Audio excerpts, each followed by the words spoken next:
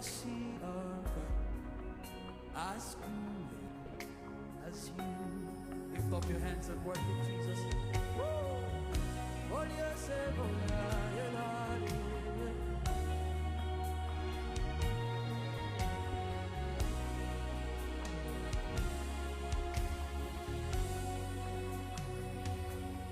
You are my lover and my sustainer, Almighty God. You are my Lord. You are my Father and my devotion, Almighty God. You are my Lord. I have never ever seen a God ever as good as you.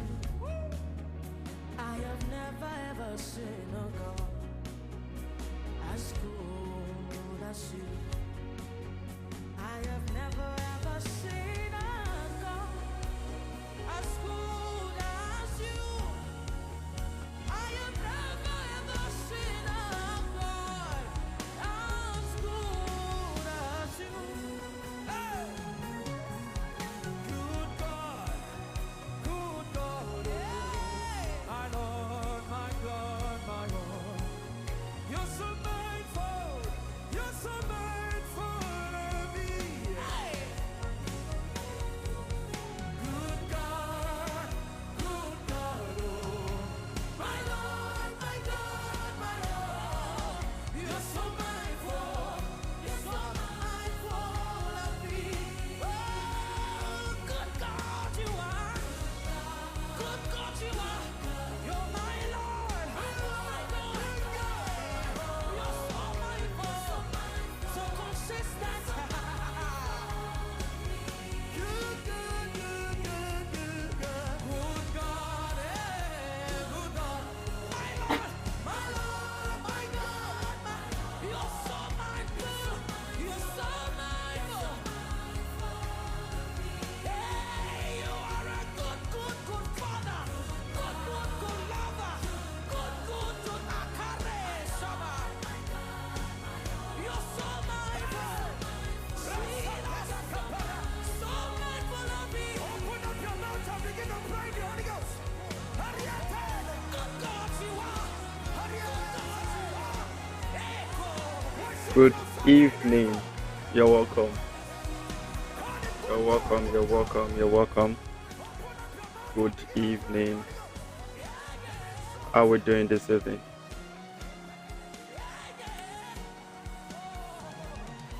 Good evening. You're welcome. Start shortly.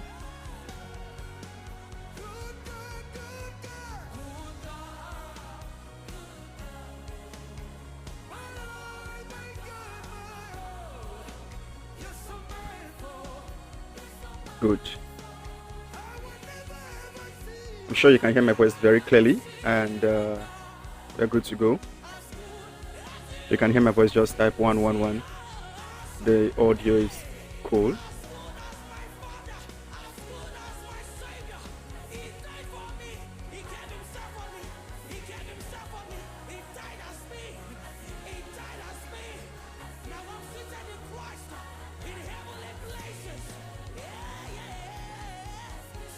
Good. Thank you.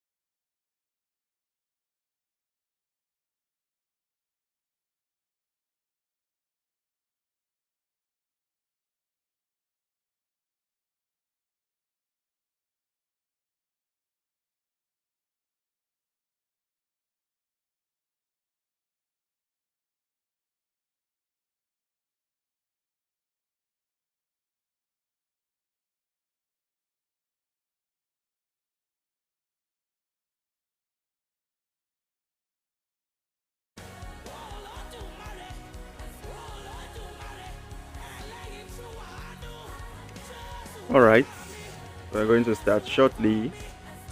You're welcome.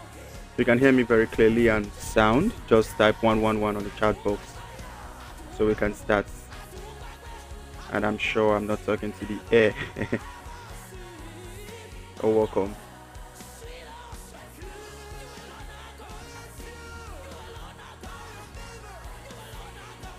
One on the comment box if you can hear me clearly. I will kick off.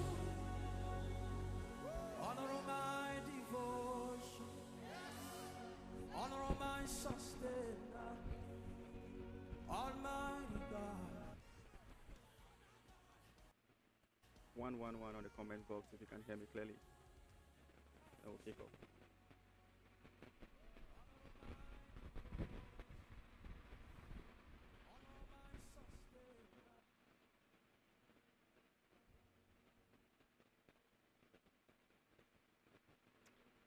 All right, perfect. Thank you for tuning in. You're welcome to day 2 of our Identity and Income Summit. Identity and Income Summit. You're welcome to day 2. It's great to have you here.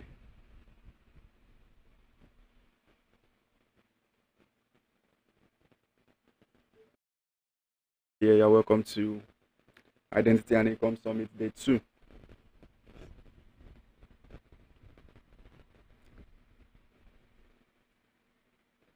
Good.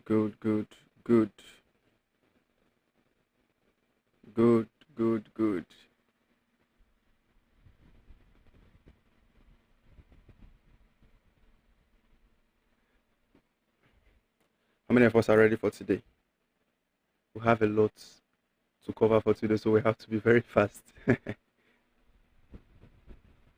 The best of all, branding and positioning. Without this, it's actually impossible. No matter how skilled you are, it's actually impossible to put yourself out there in a meaningful way. So that's why it's very, very important that we talk about this today. It's very, very, very, very important. So if you can still hear me clearly, just put up your best emoji and we'll start immediately. I'm fired up and pumped up for today, sincerely. It's nice to have everyone here. It's nice to have you here. Cool.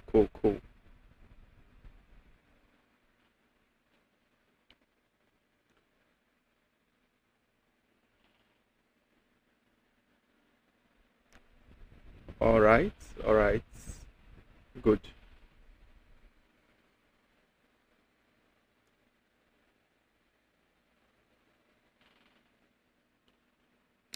Before we start the stream, I would want us to go through. All right. Thank you very much. Thank you for the confirmation.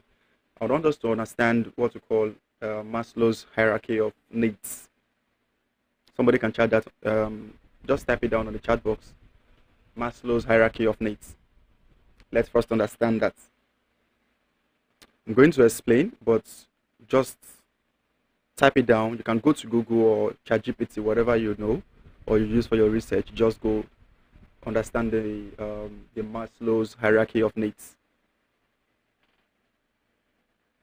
to really help us, to start this. Yesterday we were talking about discovering your identity and how you can basically know what you are called to do, your purpose, then you understand the direction you want to tilt towards, especially when it comes to branding yourself online or maybe learning a skill basically. So in order for you to learn something, or in order for you to learn a skill, you first have to understand your identity, so you know the skills that are necessary or that are needed for you to for the direction to your purpose. Your identity. So let's say, for example, we were talking about individuals yesterday, like people who love creativity, who are creative. You basically know that one good thing you can basically go for as a skill that would naturally help you tilt towards the direction of that your identity is graphic design or maybe video editing and the likes of those. You get? So today we're going to be telling you how you can hold on. We're going to be telling you how you can brand yourself, how you can brand and rightly position for that skill you have chosen. So I am very sure that yesterday you have gotten, an idea of your identity. You, at least most of you, got a confirmation yesterday. I got testimonials and I was very, glad and excited for it. And most of you have gotten ideas of what your identity and what you want to do. So today we are going to be telling you, now that you know what you want to do, how do you put yourself out there? How do you brand yourself? How do you position yourself rightly for good opportunities? Because there are individuals who have skills, and at the end of it's funny, but there are individuals who have skills and they are still struggling. They are still struggling. While the individuals who have, just the same skill, not as good as those people, but then they are making a lot, especially online, and they are taking advantage of this digital space and all that. So you don't want to be on the wrong side of the coin. You want to be on the right side of the coin and make enough for yourself and, of course, your generations to come. So we are going to be dealing strongly on positioning and branding.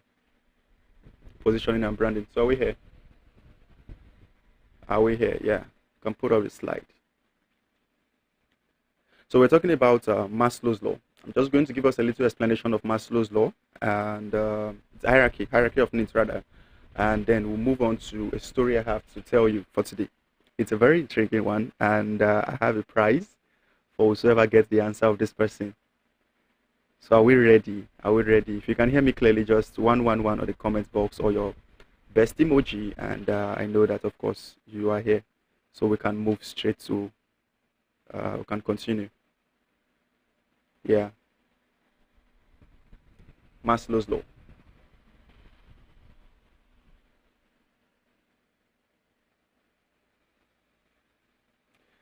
So in Maslow's law, we have, I think, it's an hierarchy. The first one is self-actualization. It said desire to become the most that one can be. The second is esteem, respect, self-esteem, status, recognition, strength, freedom. Then we have love and belongings, that is friendship, intimacy, family, sense of connection. Then we have safety needs, personal security, employment, resources, health, and property. We have psychological needs, which is air, water, food, shelter, sleep, clothing, and reproduction. Those are Maslow's laws of, hierarchy of need. Now, go study. You can't hear me? Somebody said they can't hear me.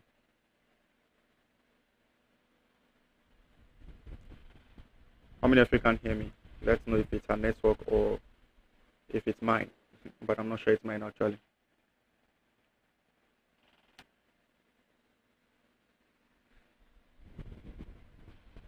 So when it comes to Maslow's law and hierarchies of need, you have to understand there are different needs of humans that are encoded. All right. Looking forward to the gift. You haven't even heard the question yet. You would know. Now, there are different needs of human. These are just, hierarchy of needs of human. Something we need. You have to understand, pick a need if you actually want to build a niche, or pick a skill basically to walk around or position or brand yourself in.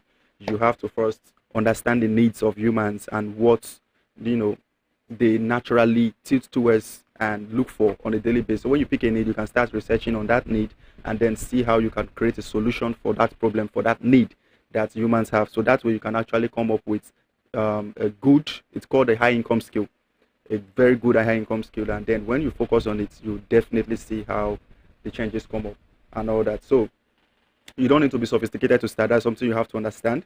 You just have to start. Growth will meet you on the way. That's it. So you don't need to figure everything out in starting. I'm just trying to encourage us before we actually start on, wait for others and before we actually start. But then, if you've been following me, you'll see a video of that. So now to my story. I had to, in order for me to be very accurate, I had to put this down, and it's interesting. So I'm not going to call the person's name. That's the prize. So if you can guess the person's name, the first person to guess the person's name, there's a prize for you. So there was a man a software engineer, who spent about a decade at Yahoo, YAHOO, in the early 2000s. By that time, Yahoo started wobbling around bureaucracy and missed opportunities. He had, he's had enough, and in 2007, he left convinced that there was something better to build, then came the rejection tour. In 2009, this man applied to Twitter and it got rejected. He applied also to, shortly after, he applied to Facebook and he also got rejected again. He made a tweet about it in a way that later became legendary. He said, got denied by Twitter headquarters. That's okay. Would have been a long commute anyways. So at that point, there was no glow of destiny. He was unemployed, burning through savings and living on the quiet support of friends. One of those friends was, should I call the name? Was Jan. I'm not going to call the complete name. So another former Yahoo, he was another former Yahoo employee, engineer, who had grown up poor in Ukraine and shared I'm not going to call this name, and shared this guy's frustration with bloated ad-heavy platforms. Instead of chasing jobs, they decided to build something. So the idea was radical because of time frame. So it was fast, clean, and the messaging app that respected users and avoided ads and didn't farm attention. So 2009, they launched. Should I call the platform? I won't call the platform. They launched a platform. The platform had no banners, no games, no algorithmic noise, just messaging that works. So growth came not from the hype of the platform or anything, but from the usefulness of this platform. The platform spread globally, especially in countries where SMS was expensive. The product became infrastructure before Silicon Valley, even noticed and stuff like that. Then came the twist. In 2014, the same Facebook that rejected this man came back, this time with a check. Mark Zuckerberg acquired this platform for $19 billion. You know that scripture that says the stone that was once rejected has now become the cornerstone. I think this was the story. Now, this particular man personally walked away with roughly $3 billion in stock. The irony was complete. The door was, that was once closed, bought the house he built next door.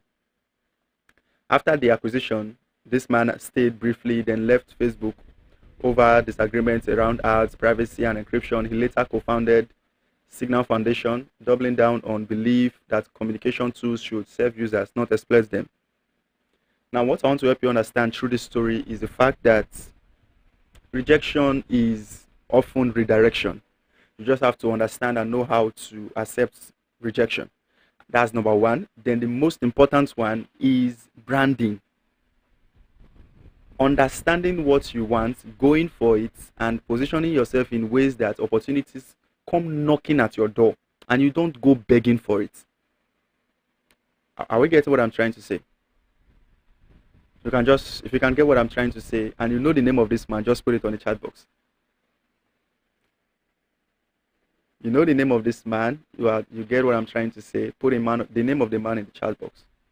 He was rejected. He worked at Yahoo for years, no head start and everything. He left and he wanted to build something. He wanted to, do something with his life. He didn't want to just be an unemployed youth for forever and stuff like that. So he went to meet a friend of his who also was, software engineer in Yahoo.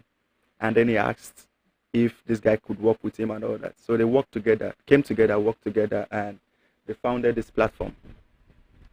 But before then, he had gone to Twitter to look for a job, and he was rejected. Then he also went to Facebook, and he also was rejected. But this man, went back to his friend, and they came together, collaborated, and built something that later was worth $19 billion. And it was later paid for that and $3 million in stock. Sorry, $3 billion in stock. So tell me, what's the name of this man? What is the name of this man? Can you hear me clearly?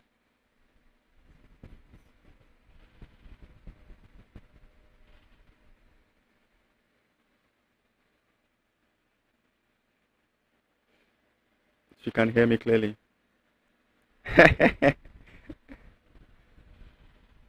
Alex got it. You have gone to do your research. A fast guy. His name is Brian Actor. His friend was, Jan. What's the name of his friend? Somebody tell me. Let me know. Complete it. What's the full name of his friend? But Alex got the prize though. Alex got the prize.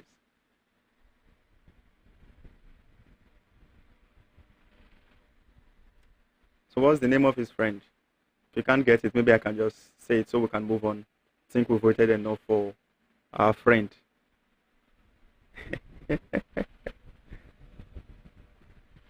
It's Jan Koum. Koum. Jankoum. Jan Koum.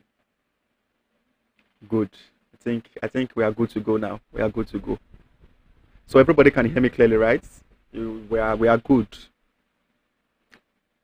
And I hope you got the morals of that story. Rejection is often an opportunity to redirect yourself and reposition. So you may have a skill and you've been struggling online for years and all that, and you've not been able to make ends meet from that skill. Doesn't mean that you should. It's a rejection from the digital space. It doesn't mean that you should just go and sit down or maybe go into fraud and do other things. It means that you should think of it as you should think of it as an opportunity to reposition. So sit down, think about it. What is it that I'm doing wrong that these people are not doing wrong? What is it that that's good to know. So what is it that I'm doing wrong that is making me not to get the tractions I'm looking for? So once you know that, you'll definitely see how to move and scale from there. You get the point now? So I think, all right, good. I think we can all hear me clearly now, and then we can move. All right, cool. So today we are going to be discussing broadly on positioning and branding. We're going to discuss how we create, how to create clarity, how to build trust, and how to attract opportunities, massive opportunities. The one that I have personally, attract for years now. It's been massive, and it's just been like that, growth, and it increases on a daily basis. I would say, seasons by seasons, stages by stages, it increases and everything. So the reason why we're here today is to understand the true essence of a skill in this age. Skill as at before, I'll call it traditional view. It was technical abilities and your expertise, how good you are, how dedicated you are to your work, and the effort you put into your work, the hard work and everything. I think this is not the right time to actually help us understand this, that there are actually different ways, or three different ways to attract wealth. It's through the hard work. There are three different works rather to attract wealth: through the hard work, smart work, and the network. But we're not going to talk much about that today. Maybe tomorrow we can drift towards that angle. But for today, let's just deal, deeply on skill, positioning, and branding. So opportunities arise from clarity, understanding, trust, and referability, rather than just skill or hard work alone. But what we've understood over the years and what we know is that in order for you to be somebody in life, you have to have a skill. Like, you need a skill, and when you have that skill, the only thing you need to do with that skill is be very good with that skill.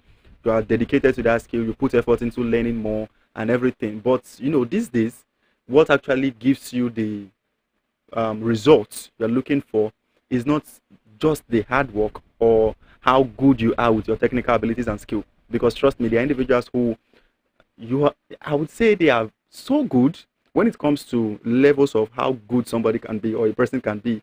We can see the beginner level, we can see the intermediate, and we can see the advanced. But I can tell you something for sure, that there are people who are advanced currently in a particular skill and they are less paid in the industry. They even get less gigs, sincerely. But there are individuals who are not as good as those people who are currently at the advanced stage. They are probably in between the beginner and intermediate, in between. I would just call them the entry levels, and they are making more, extremely more than them. I'm going to give you an example. While growing up as a young creative, there was a gig I got. It was around web design, web design and the likes of them. And of course, it's something that, as at then, I was still very young and all that, and I didn't really understand much about money. The only money I was looking for as at then was just maybe $10, $20, $50. Those were the money that made sense to me while I was coming up, and that was it. So when somebody said they wanted to do web design, design a website, 4 page website, and I actually said, okay, maybe we can just bill around $150 to $200 and the likes of that. So, and to be sincere, I don't really have much knowledge about web designers at that point. I only just understood simple basic interface on WordPress and maybe how to come up with one design and everything, templates and all. But I didn't actually understand the technical parts about web design and likes of those things. But something happened. I had to work with some people, and it was funny. But these people were people who actually understood web design to the core. They even knew how to code. They knew how to do a lot. Sincerely, they were very, very good. I envy them at some point, but I didn't really show it. But they were very good at what they do and all that. But what was funny was I was choosing to lead them, and I was paid for it. But these people, basically, they when they were asked how much they want to be paid, it was it was funny, but they just wanted anything. Do you know why? The reason why they wanted anything was because they lacked gigs, they lacked money to even subscribe to do whatever they have to do, they lacked money for running their day-to-day activities and everything. So what they were just looking for at that point was not to call any rigorous price to anybody who maybe just call a price and the person just run away from you. They were looking for ends meet, something they can just use to hold body. Let me put it like that. So I said then like, sir, anything you just have, you can just give us. Do you get the point now? So I did not have the expertise to design that website or whatever I have to do. But there were these people who actually had the expertise and everything, but they did not see that gig. I was the one who saw the gig. I was the one who got the gig. And I was paid higher for it. And they were paid peanuts from it. I was listening to a coach of mine also who had such experience, but his own was way massive. And I was like, it's got me thinking. I went back home, and after listening to the podcast and the meetings, I went back home, and it was so crazy. Sincerely, I he said he was having a meeting, like we had a meeting. It was, I think it was a boot camp then. I can't really remember now. But we are having a meeting and everybody was in the congregation, and he asked, he said, how much do you build a 4 page website? If you're a web designer here, can you please stand up and tell me how much you build a 4 page website? And the guy stood up and he said, okay, how much do you build a 4 page website? This is it, this is it, this is it, this is what it entails and all that. And funny enough, this guy said, he said 70,000 naira. I'm talking about years ago, so it's not like now. Now we know that, of course, web design is way more than that, but years ago, so that was at least good money. So he said 70,000 naira. I was like, okay, 70,000 naira. Then he showed us a screenshot of a 4 page basic website he built. Basic. I'm not even talking about something complex. So it's something that even I, at my stage, when I said I didn't actually have much knowledge of, web design and likes of them, something that I could build. So something very basic. And this guy built it for $4,500. Everybody shouted, Jesus. Everybody shouted, Jesus. The same website you built for 70,000 naira, which was way more complex, another person built that same website for $4,500. Now, what changed? What changed? Now, there's a second example he gave us, and he made us understand. And I've been using that example for years. He usually asked us how much a bottle of water is sold in our environment. And most of us, a bottle of water is sold in Mama Nkechi shop. What's it called? 200 naira, 250 to at least 500 naira for those of us in Nigeria. But something was different.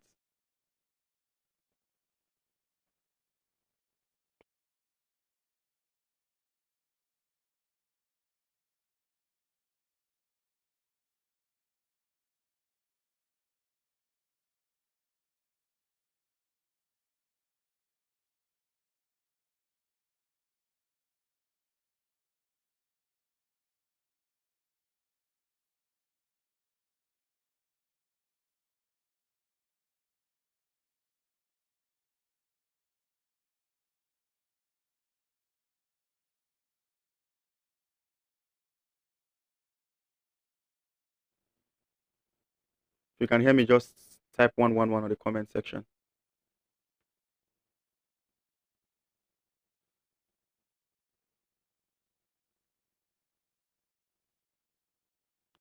If you can hear me clearly, just type 111 on the comment section.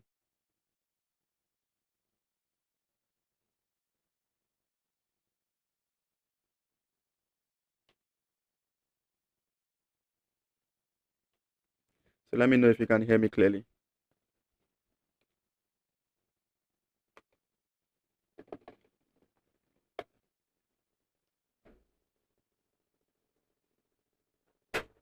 All right. So we are good to go.